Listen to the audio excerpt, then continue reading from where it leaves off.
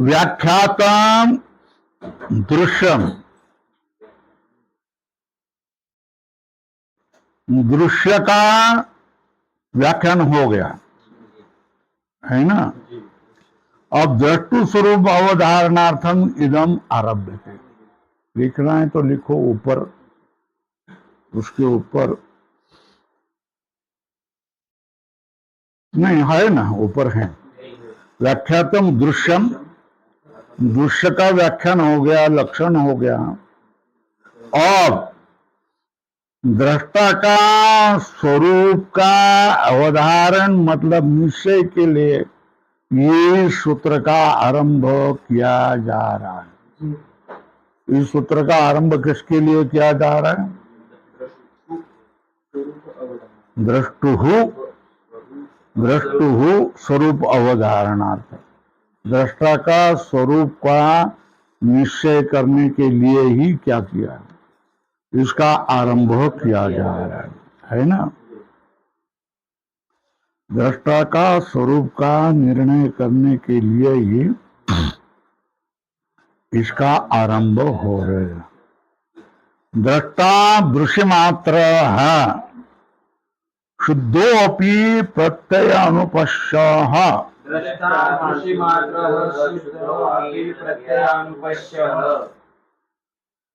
दृष्टा जो है, दृश्य और दृष्टा, दृश्य को देखने वाला, ये कौन है? दृष्टा है। वो बोला दृश्य मात्र, दृश्य मतलब दृक् शब्द देखने वाला ही है। दृश्य मात्र हम, वो शुद्ध है। वो कैसा है? स्वरूप से शुद्ध है, मगर प्रत्यय अनुपश्य, प्रत्ययों को देखने वाला होता है। वस्तुता स्वाभाविक रूप से वो कैसा है? शुद्ध है, बराबर है ना।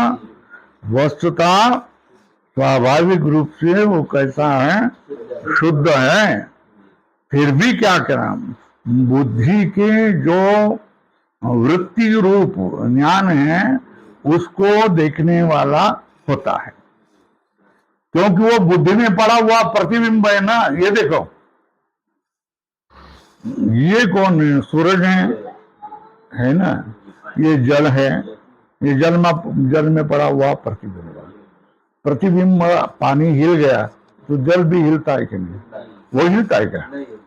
वही तो बुद्धि में पड़ा हुआ प्रतिबिंब ही क्या करता है? बुद्धि की वृत्तियां देखता है, क्योंकि वो बुद्धि में होता है।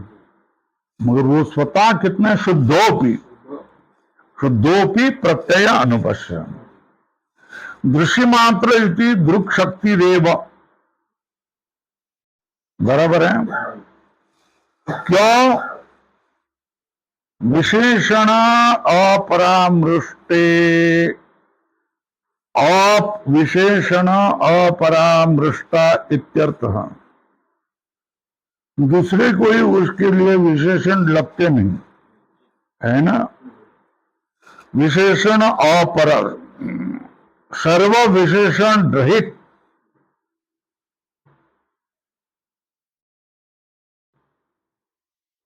लिखो विशेषण अपरामृष्टे का अर्थ लिखो।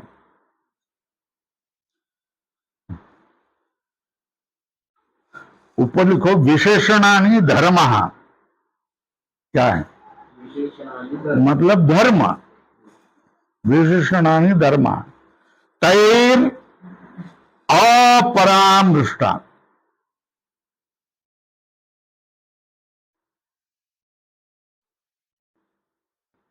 है ना।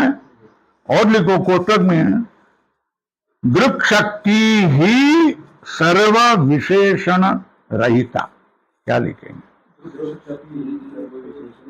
पेंसिल से लिखो नहीं, पेन से ही लिखो।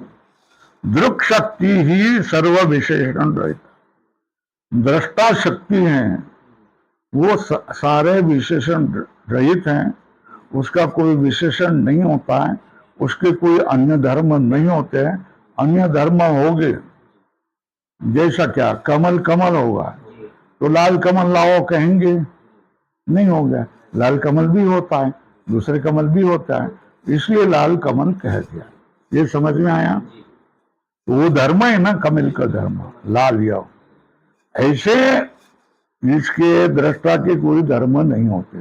सर्व विशेषण सर्व विशेषण रहता दुख शब्दीर है ना। तो सर्व विशेषण रहित हैं तो शब्दादि को विषय को, शब्दादि विषय को देखेगा नहीं। देखो तो न तरी शब्दादयो दृश्यरन,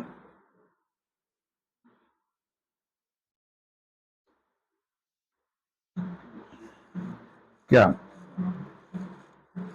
न तरी शब्दादयो दृश्यरम, शब्दादि तो फिर दिखेगा नहीं, उसको कोई सब विशेषण से रहित है तो। और यही दृष्टिना अस्पृष्टम दृश्यम भवति, क्या अस्पृष्टम दृश्यम भवति, दृष्टा का संस्पर्श नहीं हुआ है ऐसा दृश्य होता नहीं। नहीं दृश्यना अस्पृष्टम दृश्यम भवति, इसलिए क्या सपुरुषो बुद्धि प्रतिसंवेदी, क्या क्या इसलिए क्या सपुरुषो हो बुद्धि प्रतिसंवेदी, बरोबर है ना। दृष्टा दृश्यमात्र, दृश्यमात्र इति दृक् शक्तिरेव, क्यों विशेषण अपरामृष्ट, उसके लिए विशेषण का योग नहीं होता है किसी का भी, इत्यर्थ। सपुरुषो बुद्धे प्रतिसंवेदी, तो उसको विशेषण नहीं है तो शब्दादि विषय को देखेगा कैसा, नहीं देखेगा। तो इसलिए कहा कि वो बुद्धि का बुद्धे प्रतिसंवेदी, मतलब तिथिछाया पत्या बुद्धि अनुकूलो भवति, क्या उसका बुद्धि में पड़े हुए प्रतिबिंब के कारण, प्रतिबिंब जो होता है वो बुद्धि के अनुकूल होता है। जैसा सूर्य आकाश में होता है, यहाँ जल में प्रतिबिंब पड़ा, जल हिला तो वो भी हिलता रहता है। इसकी बात होगी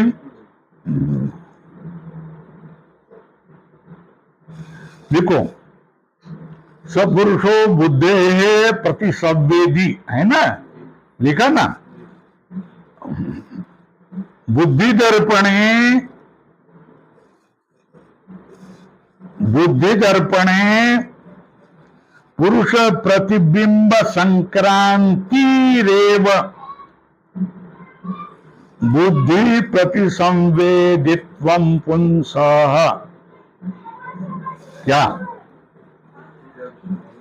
बुद्धि दर्पणे पुरुष प्रतिबिंब संक्रांति, बुद्धि रूप दर्पण में पुरुष का प्रतिबिंब आ जाना, यही क्या है बुद्धि प्रतिसंवेदित्वम। मिल गया, लिख लिया क्या, बुद्धि रूप दर्पण पुरुष प्रतिबिंब संक्रांति रेव बराबर क्या बुद्धि प्रतिसंवेदित्वम पुंस, पुरुष का बुद्धि में प्रतिसंवेदित होना, इसका अर्थ क्या, बुद्धि रूप दर्पण में पुरुष का प्रतिबिंब आ जाए।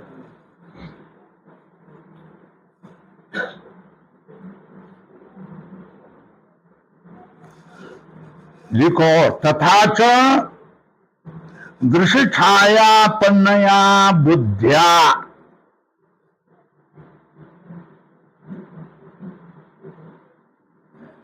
दृश्य छायापन्नया बुद्ध्या संसृष्टा शब्दादयो भवन्ति दृश्याः। क्या लिखा, क्या लिखा? दूषित छाया पत्निया बुद्ध्या संस्कृताः शब्दादयो भवन्ति दृश्य। इसका अर्थ है दृश्य की छाया मतलब प्रतिबिंब, मतलब आभास किसमें आए? बुद्धि में आई। तो ऐसी बुद्धि के द्वारा ही शब्दादय संस्कृता भवन्ति दृश्य।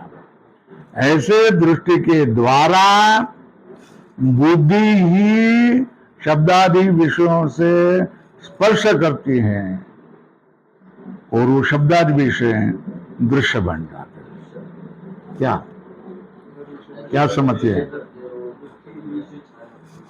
ये शुद्धोपि प्रत्यय अनुपश्य कहा है ना, दृष्टा दृश्य मात्र शुद्धोपि प्रत्यय अनुपश्य कहा ना।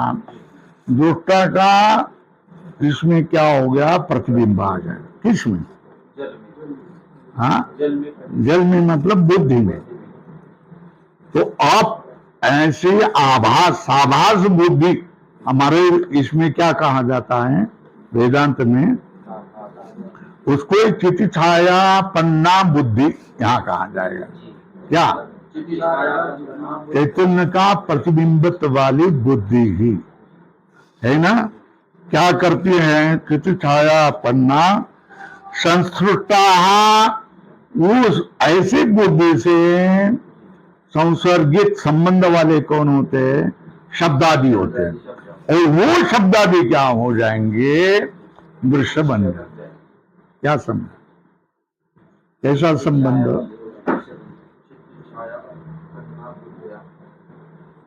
इति छाया पन्ना बुद्ध्या संस्कृता शब्दादय दृश्याः भवन्ति। शब्दादि दृश्य कब बन जाते हैं? चैतन्य की छाया से, है ना। प्रतिबिंबित जो बुद्धि है, बुद्धि से संपर्क जिस जिन शब्दादि का होगा वो शब्दादि क्या बन जाता है? दृश्य बन जाते दृष्टा के, है ना।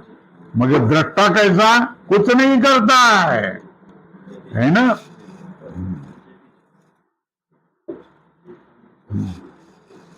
हो गया, यहां तक है।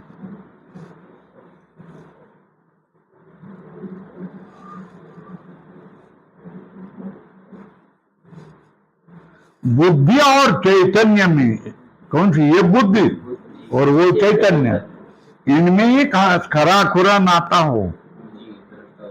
क्या साक्षात नाता किसमें हो? ये बुद्धि और वो चैतन्य, ऐसा नाता हो ना। ये ऐसा बीच वाला क्यों करते हैं? प्रतिबिंब से बुद्धि का नाता होता है ना। चैतन्य का प्रतिबिंब जो बुद्धि में पड़ा हुआ है, वो प्रतिबिंब वाली बुद्धि, उनका क्या होता है? दृश्य के साथ संबंध होता है। ऐसा क्यों कह रहे हैं? साक्षात क्या होगा? साक्षात उस दृढ़ता से संबंध होने वाली बुद्धि का दृश्य के साथ संबंध होता है। ऐसा क्यों नहीं कह रहे? समझ में आ रहा है? तो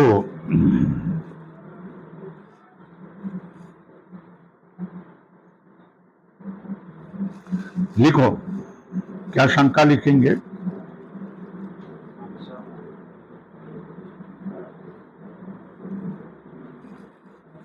पारमार्थिकम एव बुद्धि चैतन्ययोः, पारमार्थिक एव बुद्धि चैतन्ययोः, पारमार्थिकम एव बुद्धि चैतन्ययोः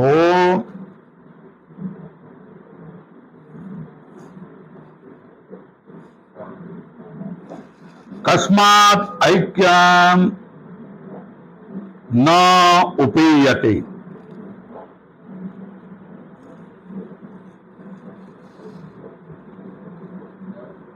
क्या?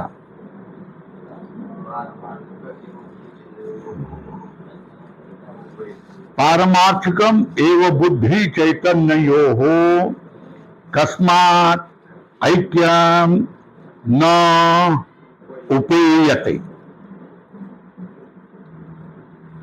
बुद्धि और चैतन्य का पारमार्थिक ऐक्य ही क्यों नहीं पकड़ रहे हो, है ना?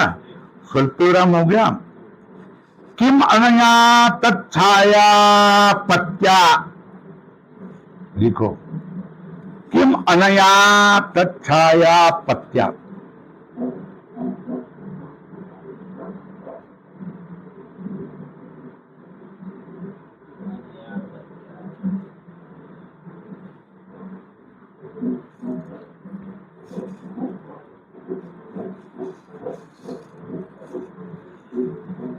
उसकी दृष्टा की प्रतिबिंब पढ़ करके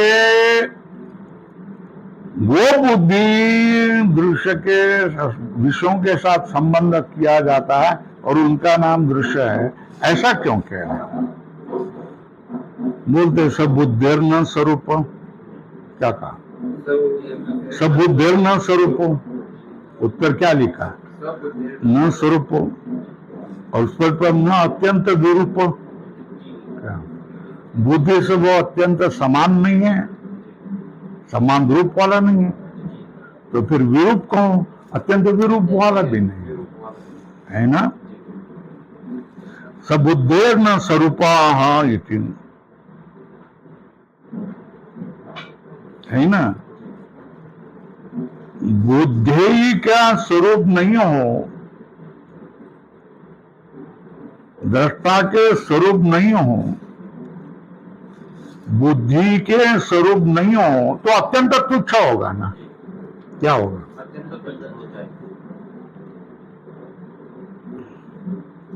तो लिखो, अस्वरूपस्य अस्वरूपस्य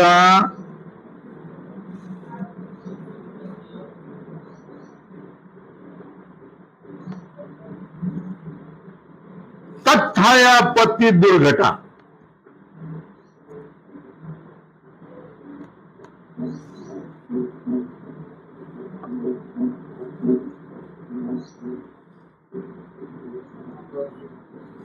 है ना? अस्वरूप होगा ना, दृष्टा अत्यंत बुद्धि से अस्वरूप होगा तो उसमें बुद्धि में प्रतिबिंब ही नहीं होगा, है ना? इसलिए अत्यंत विरूप है ऐसा भी नहीं कहेंगे। क्या?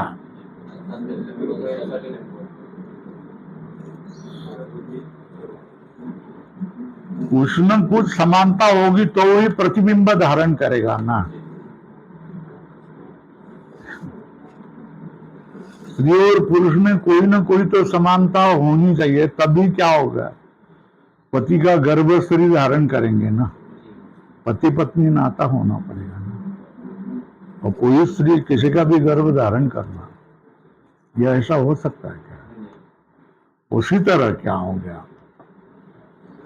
स्थिति छाया पत्ती होना यह आवश्यक है, तो स्वरूप हो जाएगा, अत्यंत विस्वरूप नहीं होगा, है ना?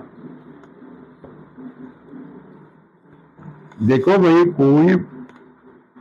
कोई पदार्थ होगा, है ना, वो गोंद से चिपकता है, तो गोंद चिपकने वाला है और वो चिपक जाता है ना, उसमें चिपक जाने की योग्यता हो तो चिपक जाएगा।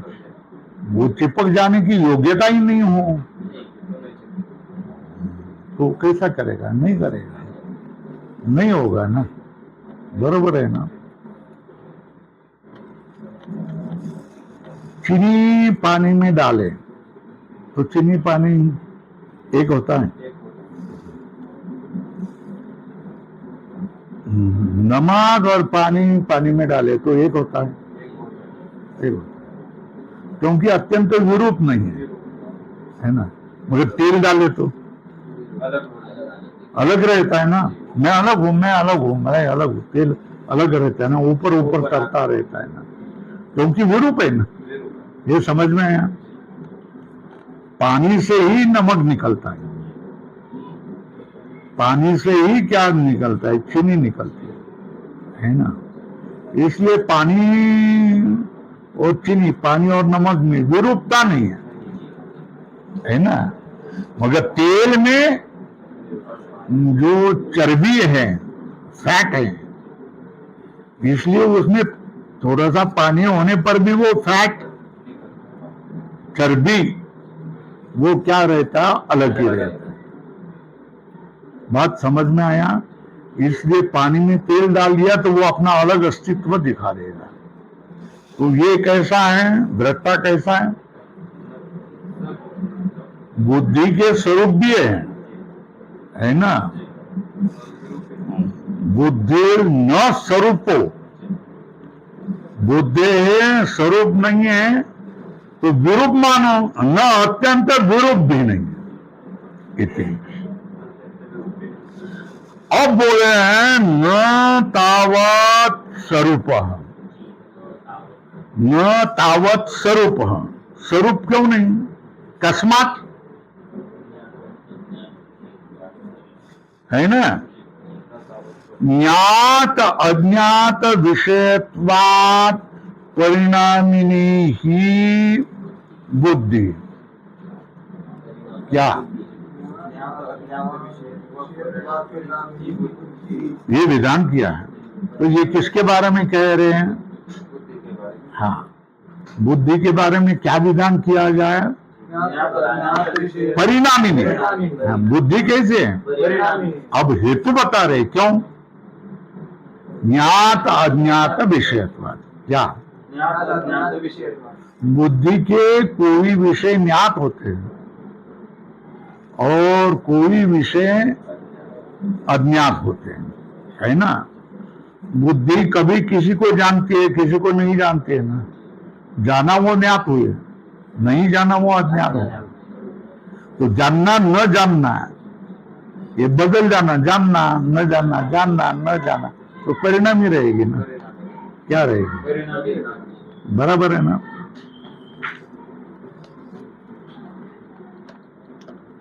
कभी लाइट जाती है, कभी आती है, जाती है आती है, तो उसको परिणामी कहते हैं।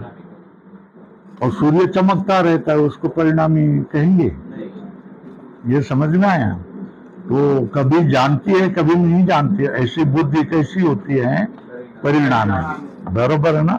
परिणामी क्यों होती है बुद्धि, हेतु दिया है, ज्ञात अज्ञात विषय पर, ऊपर लिखो हेतु, हो गया।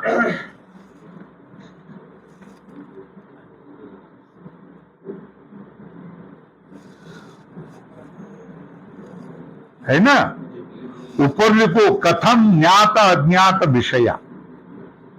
क्या लिखेंगे, पुस्तक में लिखो, पुस्तक में लिखो, प्रथम ज्ञात अज्ञात विषया।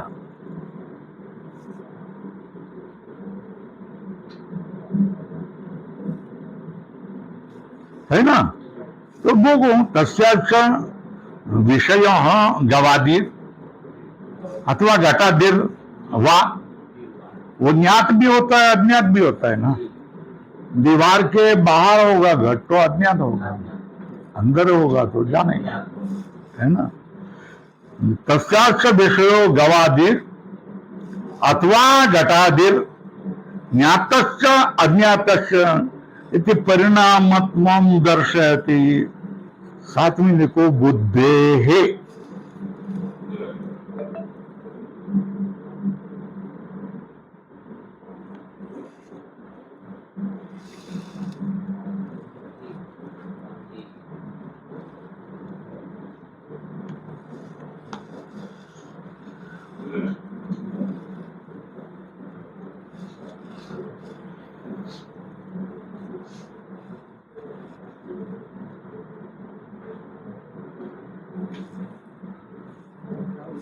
लिखो, यम बुद्धि ही वही लिया, इयम बुद्धि ही शब्दादि आकारा भवति। बुद्धि की वृत्ति शब्दादि आकार वाली बन जाती। इयम बुद्धि ही शब्दादि आकारा भवति।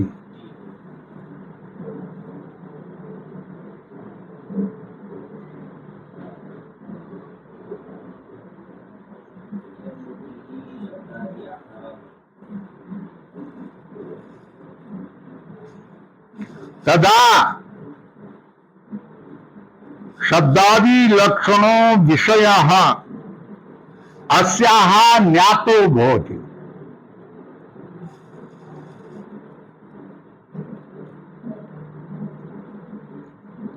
क्या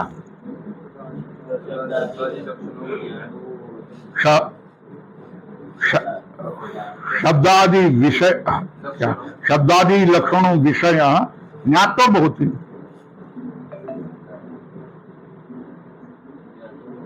है ना?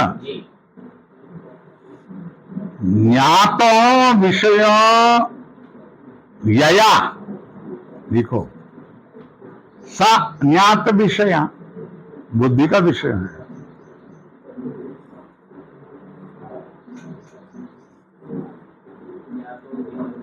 यया सा का ज्ञात विषय है, और अज्ञातो विषय यया सा अज्ञात विषय।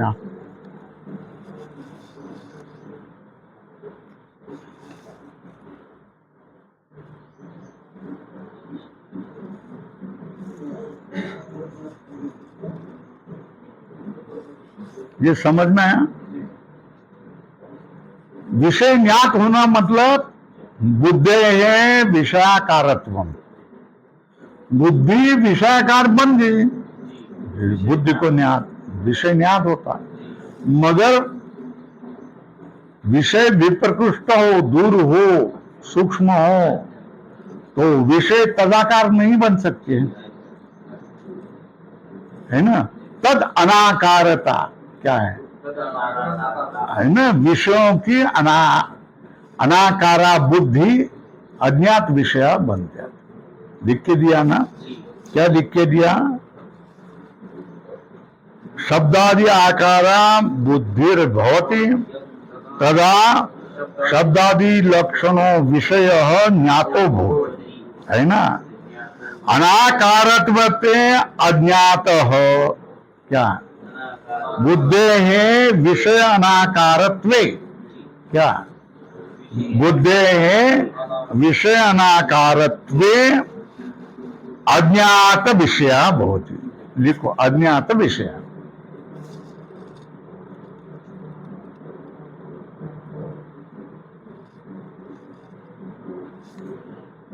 कदाचित विषय का आकार धरी तो ज्ञात विषय, कदाचित नहीं धरती तो अज्ञात विषय वाली बन जाती, इसलिए परिणामी बोलते आकार धरती नहीं धरती, है ना?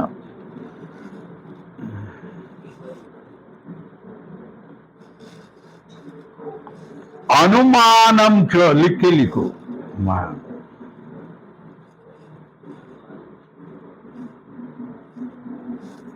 अनुमानम च बुद्धि ही परिणामिनी, क्या ज्ञात अज्ञात विषयत्वात्।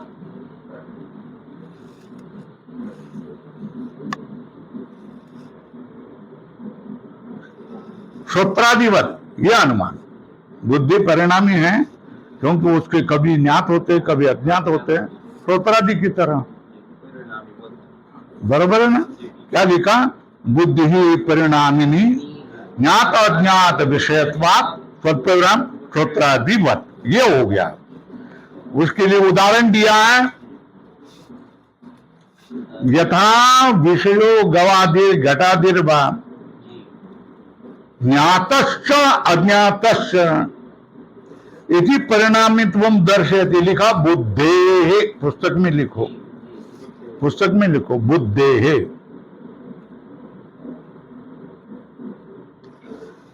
और बुद्धि परिणामी है, क्या है? फिर अब दृष्टा के बारे में बोलो, दृष्टा परिणामी है अपरिणामी है? बोलो ना। हाँ, अपरिणामी है ना, है ना। दृष्टा में अपरिणामित्व कैसा आ गया? दिया है सदा ज्ञात विषयत्वात्। क्या? सदा ज्ञात विषयत्वात्। सारे विषय उसको सदैव ज्ञात होते हैं ना, है ना, कभी अज्ञात नहीं होते ना, परिणामी नहीं होगा, है ना। सदा ज्ञात विषयत्वं तो पुरुषस्य अपरिणामित्वं परिदीपयति,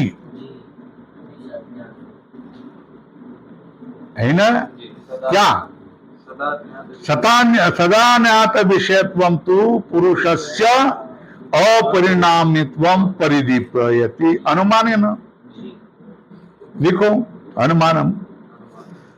दृष्टा पुरुष अपरिणामी,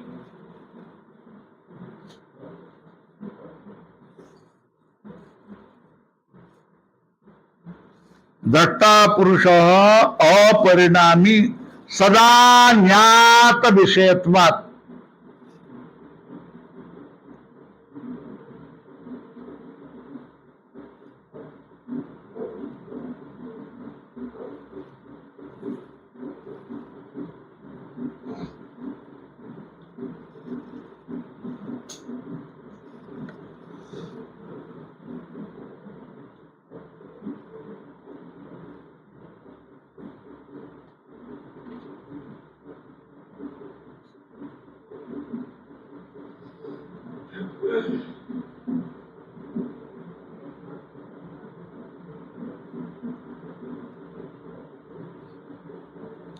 हो गया,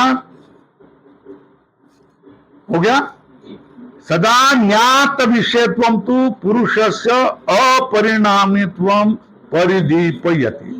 क्या?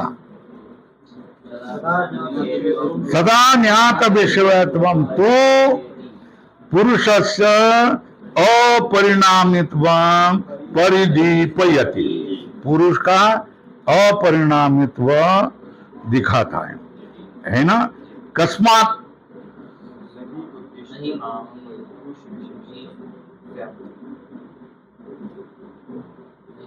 है ना।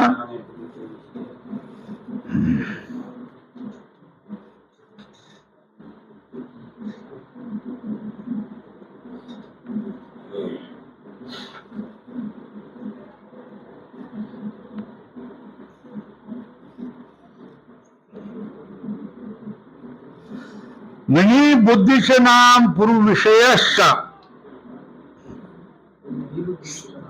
नहीं बुद्धि से नाम पुरुष विषयश्च स्यात् अगृहीता गृहीता च, है ना।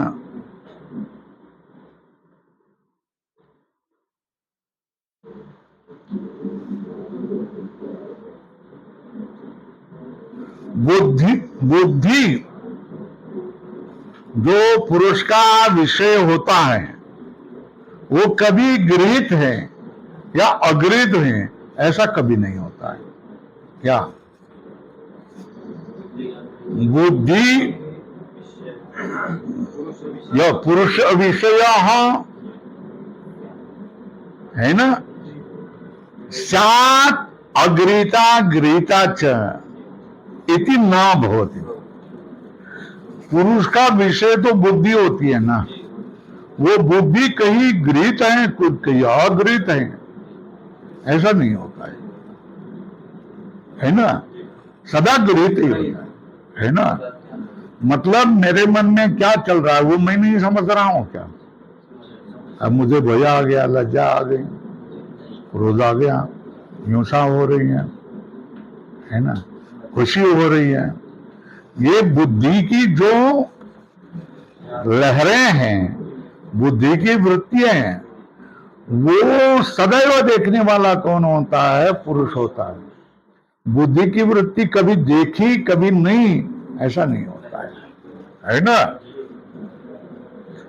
अब विषयाकारा बुद्धि हुई, ये दृष्टा जानेगा कि नहीं जानेगा?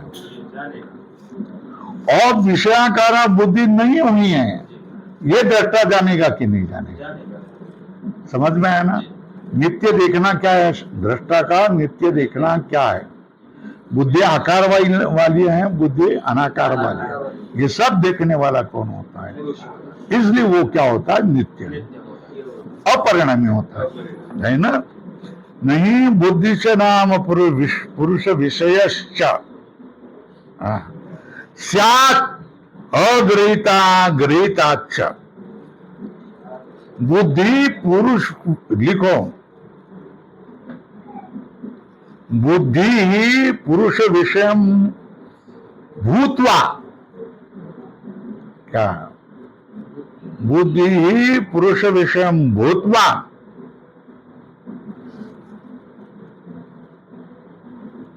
कदापि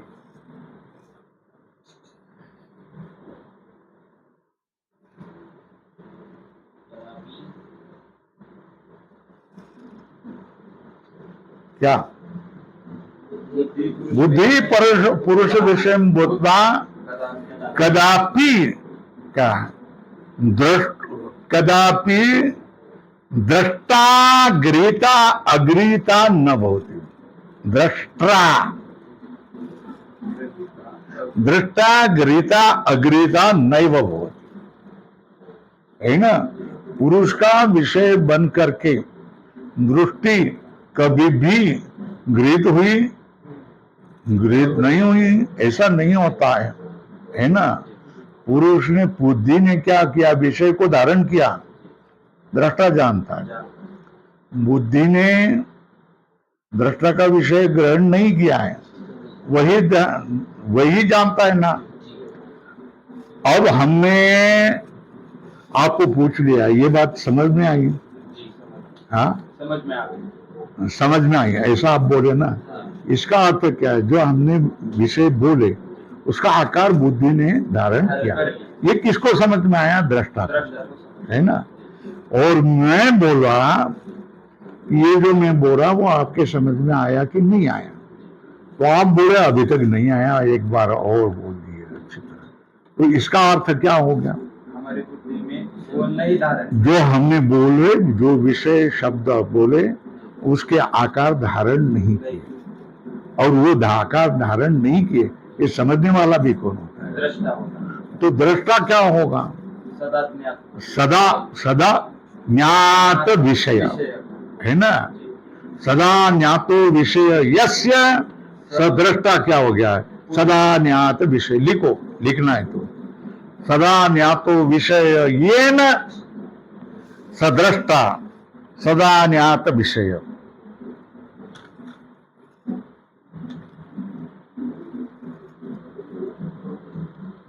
सदा ज्ञातो विषय येन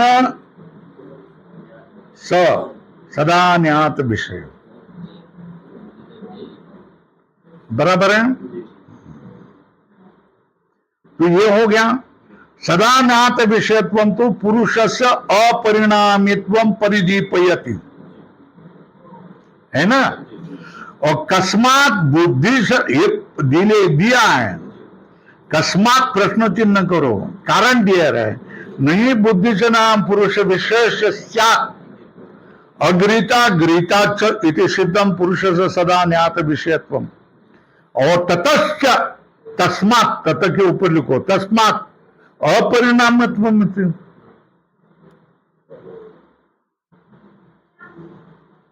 अब प्रश्न होगा दृष्टु अपरिणामित्वम किम? बोलो, उत्तर दे दो। दृष्टु अपरिणामित्वम किम? बोलो, सदा ज्ञात विषयत्वम। सदा ज्ञात विषय है, इसलिए वो अपरिणाम है। बराबर है? हो गया? चलो, इसलिए विरूप भी है ना, स्वरूप भी नहीं है। तो विरूप कहो तो बोलो भाई विरूप है ना? स्वरूप नहीं है तो विरूप है। बराबर है? क्योंकि वो परिणामी है, कौन? बुद्धि। ये अपरिणामी है, कदाचित ज्ञात अज्ञात विषयत्वात बुद्धि परिणामी नहीं, सदा ज्ञात विषयत्वात दृष्टा अपरिणामी। बराबर है, हो गया। और भी सुन लो, बुद्धि कैसी होती है? परार्था होती है ना। और पुरुष कैसा होता है? स्वार्थ होता है। अपने को होना और सदैव दूसरे के लिए होना, इसमें फर्क है ना। दृष्टा किसी के लिए नहीं होता है ना, मगर बुद्धि दृष्टा के लिए होती है। बुद्धि दृष्टा के लिए होगी तभी वो क्या होगी? दृश्य बनेगी। क्या दृष्टा के लिए होगी तभी तो बुद्धि बनेगी। बराबर है ना। दृष्टा के लिए जब तक कार्य कहती रहती हैं तब तक ही ये दृष्टा दृष्टा रहता है, वो दृश्य रहते। ये समझ में आया? और दृष्टा के लिए कार्य करना समाप्त कर दे, भोग और अपवर्ग, ये दृष्टा के लिए कार्य। ये कार्य करना समाप्त कर देते, वो दृश्य रूप से नहीं रहते। तो कौन केवल ही बहुत ही कौन? दृष्टा रे, वो दृष्टा ही रहता है। दृश्य दृश्य किसके कारण? दृष्टा के कारण वो दृश्य बनता है। बराबर है। वो दृश्य जाने से ये दृष्टा भी नहीं होता है, केवल बनता है। केवल केवल क्या बनता है? कैवल्यम, है ना। अब बोल रहे हैं किंच परार्था बुद्धि स्वल्पम, क्यों? सहत्य कारित्वात्, मिलकर के कार्य करने वाली बुद्धि होती है, इसलिए वो कैसी है? परार्था। परार्था म्हणजे पुरुषस्य अर्थाय, पुरुषस्य प्रयोजनाय। क्या कहते? पुरुषस्य प्रयोजनाय। और पुरुष कैसा है? बुद्धि के लिए नहीं है, वो अपने के लिए। स्वार्थ पुरुष है।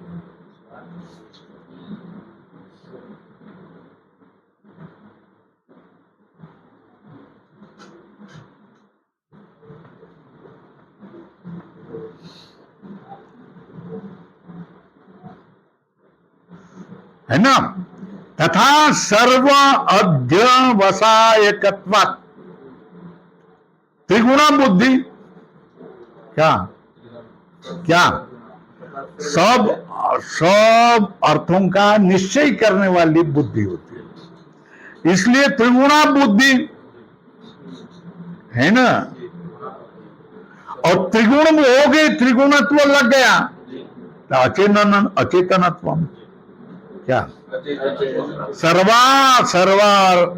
अर्थ अध्यावसायकत्वात् त्रिगुणा बुद्धि त्रिगुणत्वात् अचेतना इति, है ना।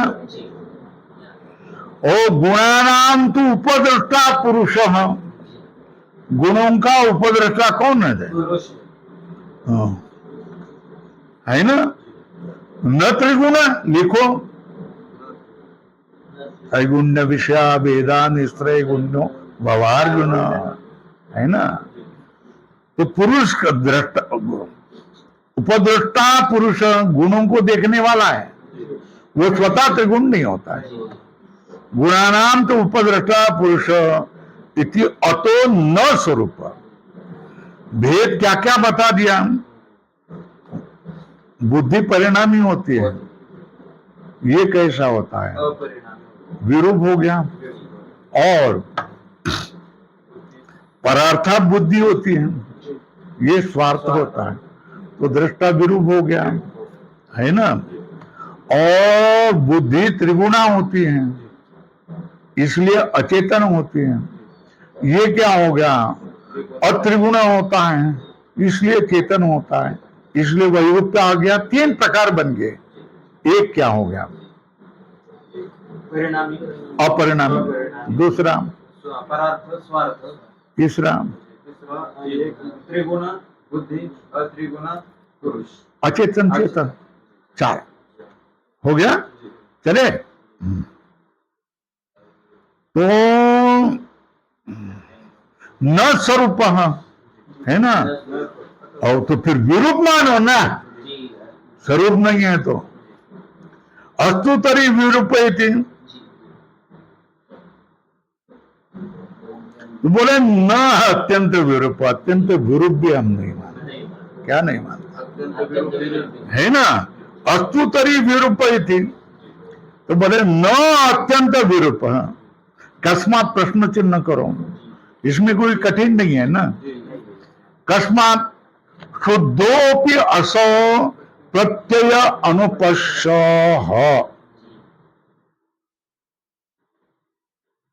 है ना। क्या ये स्वयं स्वरूप से शुद्ध है, उसमें कोई धर्म नहीं होते, उसमें कोई विशेषण नहीं होते, इसलिए शुद्ध होता है ना। शुद्धोपि असो क्या प्रत्यय अनुपश्यो, ये क्या करता है? बुद्धि जैसी चलती है वैसा ये भी चलता है, ये नहीं चलता है। इसका प्रतिरूप जो प्रतिबिंब है वो प्रत्यय अनुपश्य। ऊपर लिखो, बुद्धिवृत्तिम अनुपश्यति। प्रत्यय अनुपश्य का अर्थ क्या? बुद्धिवृत्तिम अनुपश्यति, ये अनुपश्य है, पूर्ण विराम के नाम। अब कारण बता, यतः प्रत्ययम बौद्धम अनुपश्यति, है ना। अनुपश्यति मतलब, बौद्ध मतलब बुद्धि वृत्ति रूप, क्या ज्ञान को। अनुपश्यति का ऊपर को बांध करके प्रतिरूपेण गृह्णाति,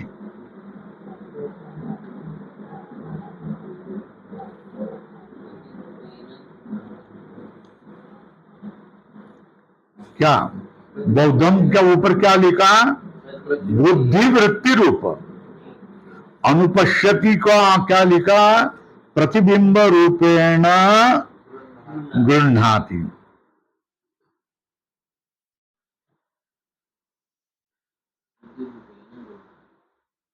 है ना।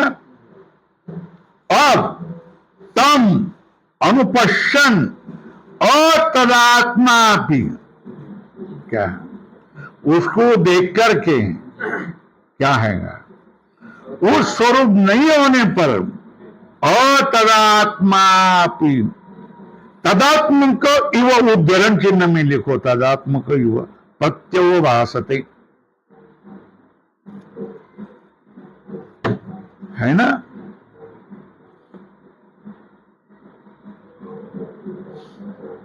इधर देखो, ये आत्मा है, ये ग्रहण करना न ग्रहण करना कुछ करता है क्या? नहीं करता है, मगर उसका प्रतिबिंब कहाँ पड़ा? बुद्धि में पड़ा। ये प्रतिबिंब वाली बुद्धि विषय को ग्रहण करती है, नहीं ग्रहण करती है ना। तो उसके अनुरूप क्या हो गया? बुद्धि ही प्रतिबिंब वाली करती है, तो बुद्धि का लेना देना ये उसमें आ गया ना, आ गया ना। किसमें? प्रतिबिंब में, प्रतिबिंब में भी आ गया। तो बुद्धि के अनुरूप प्रत्यय बुद्धि में जो जो कोई लेना देना हो गया, उसके अनुरूप ये भी हो गया ना, है ना, है ना।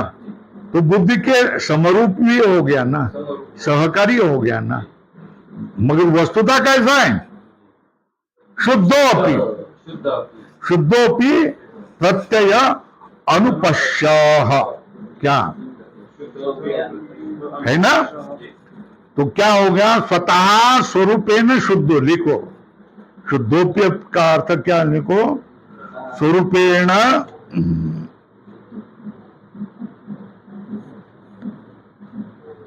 ऊपर लिखो, असंग निर्लेप निरंजन, क्या? असंग निर्लेप निरंजन, धर्म विशेषण रहित। कोई धर्म नहीं होते, कोई विशेषण नहीं थे, ऐसा शुद्धोप्य प्रत्यय अनुपश्य।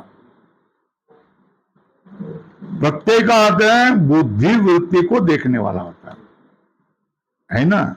प्रत्यय का अर्थ है बुद्धिवृत्ति, पूर्ण विराम। प्रत्यय अनुपश्य को बता दिया है, स्पष्टीकरण। यतः प्रत्यय, प्रत्यय मतलब ज्ञान, ज्ञान कैसा, बोधम मतलब बुद्धि वृत्ति रूप लिख के दिया है, सब स्पष्ट किया है, बुद्धि वृत्ति रूप है ना। पश्यति, पश्यति देखना मतलब प्रतिरूप, प्रतिबिंब रूपेण गृह्णाति, है ना। तम अनुपश्यत अतद्मा, अतद आत्मापि, अतद आत्मा लिखो बाहर नीचे अधोरेखा करके, अतद आत्मापि, बुद्धि रूप नहीं होने पर भी तदात्मक यो प्रत्यय वासते। क्या तदात्मक मतलब बुद्धि रूप एवं प्रत्यय वासते, है ना। इसलिए क्या विरूप भी नहीं है ना, स्वरूप थोड़ा सा लगता है, न विरूप, अत्यंत विरूप भी नहीं है। बुद्धि में रह करके क्या हो गया, बुद्धि से दूसरे विषयों को ग्रहण भी करता है ना, अत्यंत विरूप भी नहीं है ना।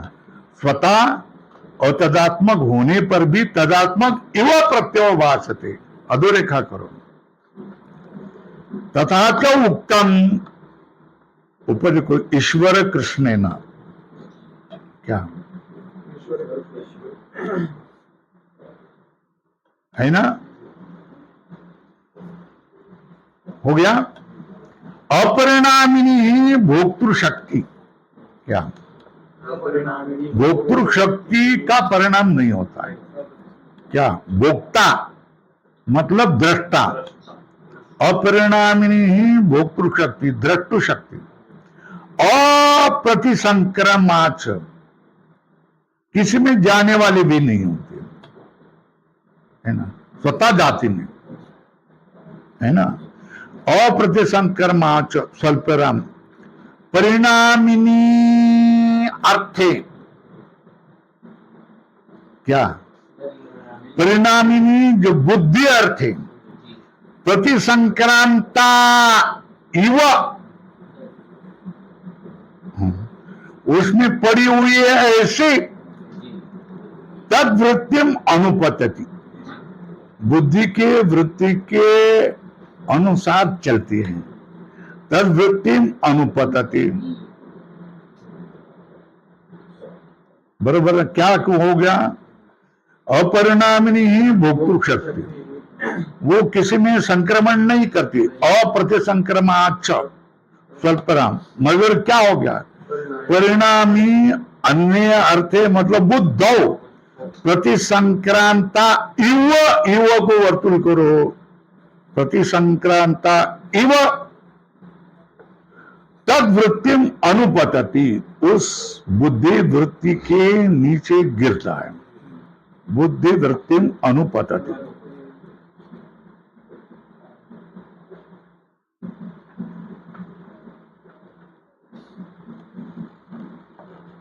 हाँ, तस्याश्च, तस्याश्च मतलब बुद्धि है, प्राप्त चैतन्य उपग्रह रूपाया, क्या तस्याश्च भोक्तृ शक्ति है, तस्या मतलब हाँ, प्राप्त चैतन्य उपग्रह रूपाया, ये ग्रह ये उपग्रह है ना, ये ग्रह ये उपग्रह, प्राप्त चैतन्य, तस्याश्च प्राप्त चैतन्य उपग्रह रूपाया बुद्धिवृत्ति, वो जो क्या बुद्धिवृत्ति जो है, क्या चैतन्य की प्रतिबिंब मतलब उपग्रह रूपाया बुद्धिवृत्ति, बुद्धिवृत्ति के अनुकार मात्रतया, बुद्धि के अनुरूप,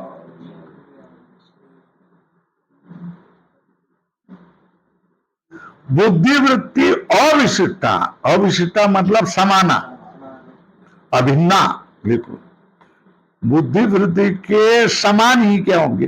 ज्ञान वृत्ति आख्यायते, बरोबर है। स्वतः बुद्धि ही परिणामी होते,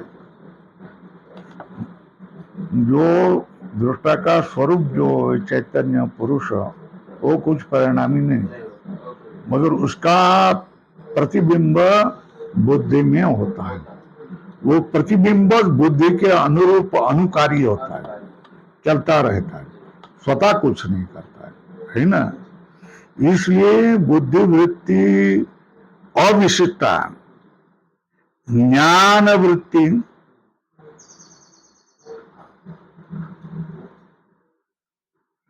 है ना। ज्ञान वृत्ति का अर्थ क्या?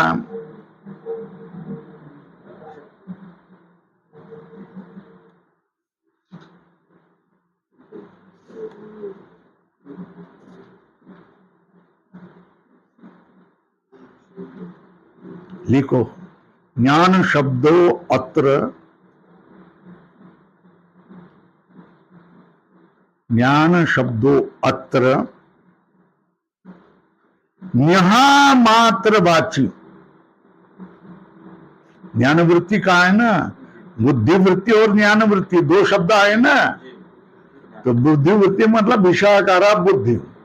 ज्ञान वृत्ति का अर्थ क्या हो गया? किति शक्ति रेव अत्र ज्ञान वृत्ति।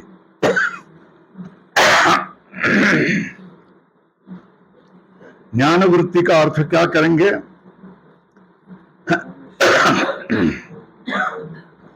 किति शक्ति रेव अत्र ज्ञान वृत्ति। लिखा, दो वृत्तियां है ना, बुद्धि वृत्ति ज्ञान वृत्ति।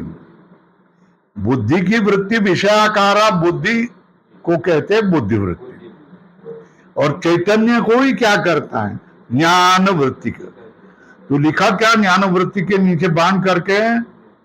चित्त शक्ति रेव अत्र ज्ञान वृत्ति हो गया।